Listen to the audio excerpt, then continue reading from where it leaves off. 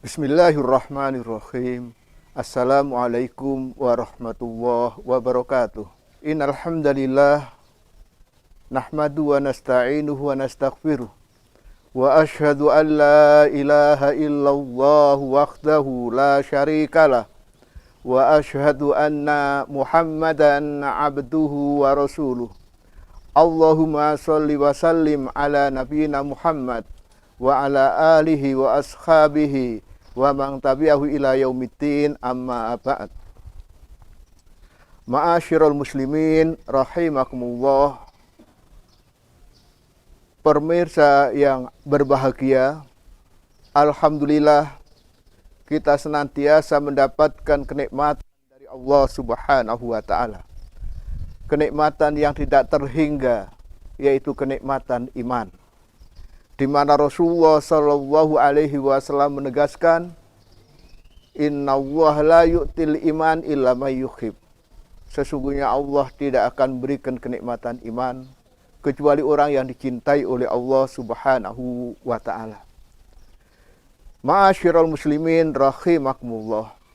Kita semuanya sekarang berada dalam suasana yang berbeda dengan sebelumnya, termasuk adanya virus corona dan semisalnya. Yang sesungguhnya itu adalah ketentuan yang Allah tentukan. Jadi sekali lagi, keimanan kita kepada Allah harus beriman pula dengan qadha dan qadar Allah Subhanahu wa taala. Dan apapun yang terjadi, tidak lain itu adalah ketentuan dari Allah Subhanahu wa taala. Oleh karena itu Allah mengingatkan, qul la yusibana illa ma kataballahu lana. Ketahuilah, tidak akan menimpa kepada kita kecuali apa-apa yang Allah telah tentukan kepada kita. Kemudian di ayat yang lain mengatakan, annama asaba min musibatin illa biidnillah.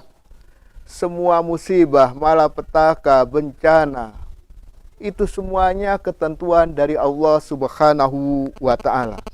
Dan kemudian Allah mengingatkan, wa may yu'min billahi yahdi qalbahu. Dan barang siapa kemudian bersabar menghadapi itu semuanya, maka Allah akan memberikan apa? Hidayah hati seseorang tersebut. Jadi yang pertama yang perlu kita pahami, ini semuanya adalah ketentuan dari Allah Subhanahu wa taala. Karena itu Rasulullah mengatakan, annama sya'allahu kana wa ma lam yasha' lam yakun. Segala sesuatu yang Allah telah menentukannya, pasti itu akan terjadi. Dan ketika Allah tidak menentukannya, maka itu tidak akan terjadi. Ini hal yang pertama.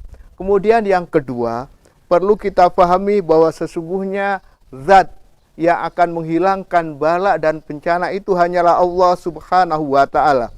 Anna kasfadzur biyadillah. Bahwa sesungguhnya yang akan menghilangkan bala dan bencana itu adalah Allah Subhanahu wa taala. Karena itu, wa iyamsaskallahu bidzurrin falakashifalau illahu. Ketika bala, bencana, musibah menimpa, maka tidak akan ada yang akan bisa menyingkirkannya, menjauhkannya, kecuali Allah Subhanahu wa ta'ala. Dengan demikian, maka mestinya orang harus kembali kepada Allah. Orang harus memohon kepada Allah Subhanahu wa ta'ala. Kemudian yang ketiga, kalaulah kita sudah menyadari ini semuanya ketentuan dari Allah, kita menyadari tidak ada yang bisa menyingkirkan, menyelamatkan itu semuanya kecuali Allah Subhanahu wa ta'ala. Maka yang terpenting, hal yang ketiga, hendaklah seseorang bertawakal kepada Allah Subhanahu wa ta'ala, menyerahkan diri kepada Allah Subhanahu wa ta'ala. Tahwidhu amri ilallah, menyerahkan segalanya kepada Allah Subhanahu wa ta'ala. Dan kemudian Allah Subhanahu wa ta'ala menjanjikan, wa may yatawakkal 'alallah fa huwa hasbuh. Dan barang siapa yang bertawakal kepada Allah, fa huwa hasbuh, maka Allah akan berikan kecukupan, perlindungan, penjagaan kepada orang tersebut. Persoalannya, sejauh mana kita bertawakal kepada Allah? Kembali sejauh mana keimanan kita kepada Allah Subhanahu wa ta'ala.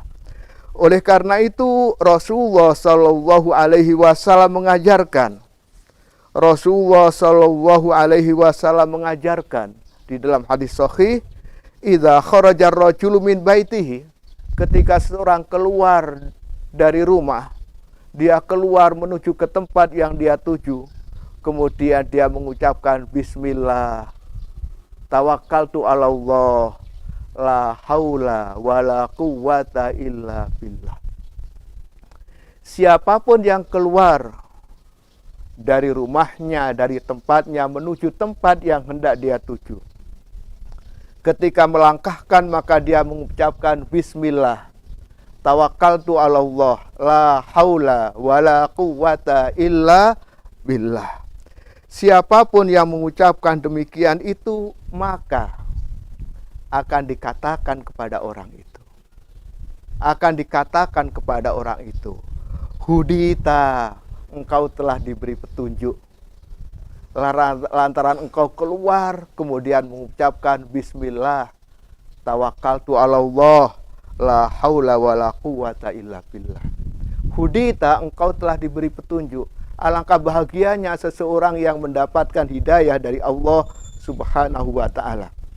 Selanjutnya, wakufita, dan engkau diberi kecukupan oleh Allah Subhanahu wa ta'ala. Jangan khawatir, Allah yang akan berikan kecukupan kepada engkau. Selanjutnya, wawukita, akan dikatakan kepada orang tersebut, wawukita, engkau dijaga, engkau dilindungi oleh Allah Subhanahu wa ta'ala. Ini adalah bentuk seseorang bertawakal kepada Allah Subhanahu wa ta'ala. Selanjutnya, yang berikutnya yaitu al-inayatu bid-doa. Hendaklah seseorang senantiasa berdoa dan memohon kepada Allah, karena ini semuanya adalah ketentuan dari Allah dan tidak ada yang akan bisa menyingkap kecuali Allah. Dan berikutnya, hendaklah seseorang berserah diri kepada Allah Subhanahu wa ta'ala. Dan ketika itu, hendaklah seseorang berdoa memohon kepada Allah Subhanahu wa ta'ala. Kenapa demikian? Karena doa ini adalah miftahu kulli khair, kunci segala kebaikan. Kalau orang kepingin baik, harus banyak berdoa kepada Allah Subhanahu wa ta'ala. Karena itu Allah mengingatkan, wa qala rabbukum ud'uni astajib lakum.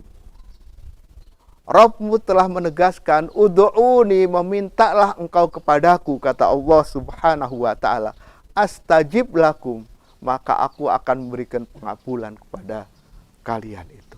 Allah akan mengabulkan. Allah perintahkan kita berdoa dan Allah menjanjikan pengabulan. Doa adalah bagian daripada ibadah. Ad-doa mukhul ibadah. Dan Rasulullah mengingatkan, malam yas'alillah yakdhab alaihi. Siapa orang yang enggak berdoa kepada Allah, enggak meminta kepada Allah, enggak merendahkan dirinya kepada Allah, seakan-akan dia tidak butuh kepada Allah,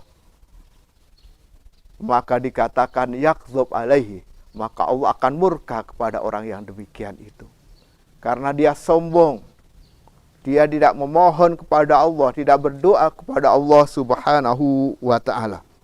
Karena dikatakan ad-du'a silahul muslim, doa itu adalah merupakan senjata bagi orang mukmin. Allah Subhanahu wa ta'ala mengingatkan, wa idza sa'alaka ibadi, wahai Muhammad, ketika hamba bertanya kepada engkau tentang aku, wa idza sa'alaka ibadi anni, tentang aku, maka katakan, fa inni qarib, sesungguhnya aku itu dekat. Allah itu dekat. Dekat pertolongannya, dekat perlindungannya, dekat pembelaannya, dekat penjagaannya. Ujibu da'wata da'i idza da'ani. Aku akan mengabulkan, Allah akan mengabulkan kepada hamba itu, manakala hamba itu berdoa dan memohon kepadaku. Para pemirsa, pendengar yang dirahmati oleh Allah Subhanahu wa ta'ala. Setelah seseorang mengimani terhadap qadha dan qadar Allah, bahwa ini semuanya adalah ketentuan Allah Subhanahu wa taala. Kemudian seseorang menyadari tidak ada yang akan bisa menyelamatkan, mengentaskan bala dan petaka itu kecuali Allah Subhanahu wa taala. Mengharuskan seseorang kembali berserah diri kepada Allah.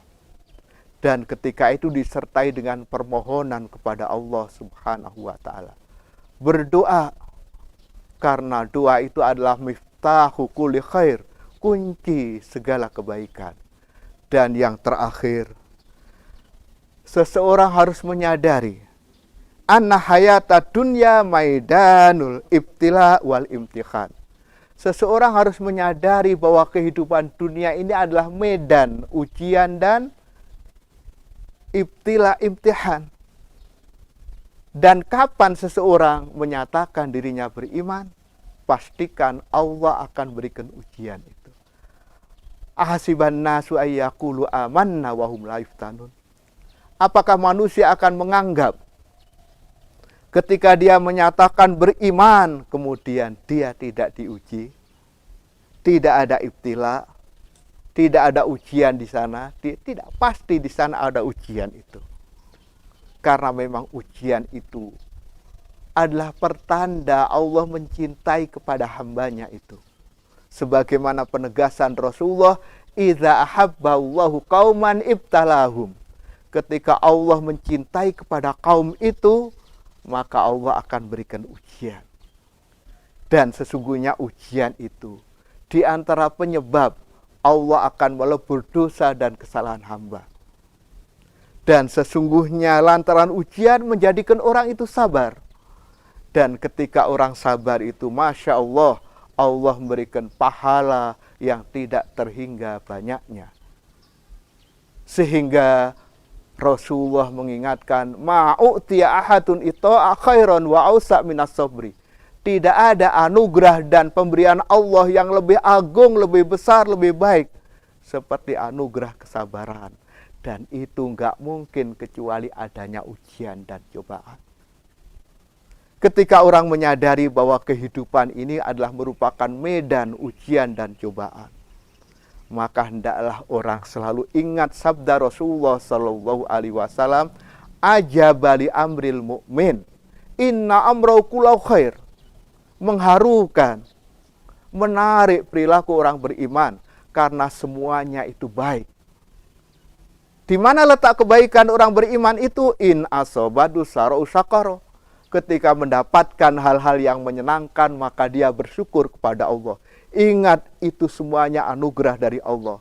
Sehingga dia akan pergunakan hal yang demikian untuk selalu mendekatkan diri kepada Allah. Dan sebaliknya, ketika mendapatkan ujian dan cobaan, maka dia sabar. Mengerti itu semuanya ketentuan dari Allah. Dan di balik itu semuanya pasti dan pasti ada kebaikan bagi hambanya yang senantiasa sabar. Walaisa dzalik illa lil mu'min. Dan sikap yang demikian tidak mungkin kecuali bagi orang-orang yang beriman. Mudah-mudahan yang demikian ini memberikan kemanfaatan khususnya bagi diri kami. Demikian juga para hadirin, para pemirsa, para pendengar yang dirahmati oleh Allah Subhanahu wa taala dalam rangka kita menyongsong bulan Ramadan yang penuh berkah ini. Walhamdulillahirabbil alamin. Wassalamualaikum warahmatullahi wabarakatuh.